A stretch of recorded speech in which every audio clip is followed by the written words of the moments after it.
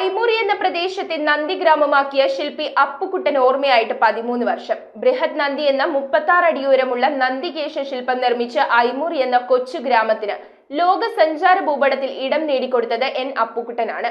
ശ്രീ മഹാദേവ ക്ഷേത്ര സമുച്ചയം ഇന്ന് ഗൂഗിൾ മാപ്പിൽ പോലും ഐമുറി നന്ദി ഗ്രാമമായി അടയാളപ്പെടുത്തപ്പെട്ടിരിക്കുന്നു. ഐമുറി എന്ന പ്രദേശത്തെ നന്ദിഗ്രാമമാക്കിയ ശില്പി അപ്പുക്കുട്ടൻ ഓർമ്മയായിട്ട് 13 വർഷം. ബൃഹത് നന്ദി എന്ന 36 അടി ഉയരമുള്ള നന്ദികേശ ശില്പം നിർമ്മിച്ച ഐമുറി എന്ന കൊച്ചു ഗ്രാമത്തിന് ലോക സഞ്ചാര ഭൂപടത്തിൽ ഇടം നേടിക്കൊടുത്തത് എൻ അപ്പുക്കുട്ടനാണ്. ഐമുറി ശ്രീ മഹാദേവ ക്ഷേത്ര സമുച്ചയം ഇന്ന് ഗൂഗിൾ മാപ്പിൽ പോലും ഐമുറി നന്ദിഗ്രാമമായി അടയാളപ്പെടുത്തപ്പെട്ടിരിക്കുന്നു. 2011 ശില്പത്തിന്റെ നിർമ്മാണം പൂർത്തിയാക്കി ഒരു വർഷം പൂർത്തിയാകുന്നതിനു മുൻപ് 2012 പെരുമ്പാവൂരിൽ വെച്ച് ശില്പിയുടെ അപ്പുക്കുട്ടൻ മരണമടഞ്ഞു. കോൺക്രീറ്റിൽ നിർമ്മിച്ച ശില്പത്തിന് കാഞ്ചികാമകോടി പീഠം ആചാര്യൻ ജഗദ്ഗുരു ജയേന്ദ്ര സരസ്വതി ശങ്കരാചാര്യ സ്വാമികളാണ് അപ്പുക്കുട്ടന്റെ ശില്പത്തിന് ബൃഹത് നന്ദി എന്ന് നാമകരണം ചെയ്തത്. കൂത്താട്ടുകുളം പാലക്കുഴ സ്വദേശിയായ അപ്പുക്കുട്ടനും 6ഓളം സഹായികളും ചേർന്ന് 2.5 കൊല്ലമെടുത്ത് പണി പൂർത്തിയാക്കി.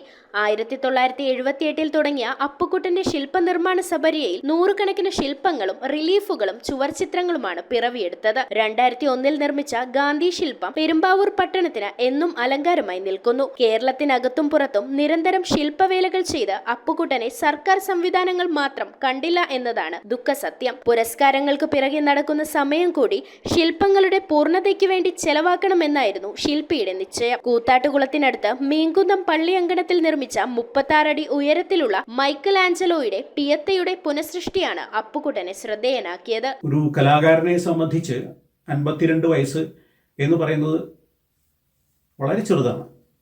ഇനിയും ലോകപ്രശസ്തമായ ഒട്ടേറെ ശില്പങ്ങൾ തൻ്റെ കരവിരുതിൽ പൂർത്തിയാകേണ്ടതുണ്ടായിരുന്നു.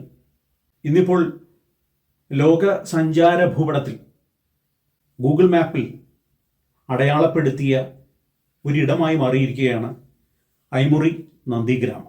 News bureau, Perumbavoor. പെരുമ്പാവൂർ കൂട്ടുമഠം ശ്രീ ബാലസുബ്രഹ്മണ്യ സ്വാമി ക്ഷേത്രത്തിലെയും പെരക്കാട് മഹാദേവ ക്ഷേത്രത്തിലെയും തിരുവാതിര തൈപ്പൂയ മഹോത്സവം 2025 ഫെബ്രുവരി 4 മുതൽ 11 വരെ ആഘോഷിക്കുന്നു. വർഷത്തിലൊരിക്കൽ മാത്രം നടക്കുന്ന ഭസ്മാഭിഷേകവും മറ്റു വഴിപാടുകളും ഭക്തർക്ക് മുൻകൂട്ടി ബുക്ക് ചെയ്യാവുന്നതാണ്.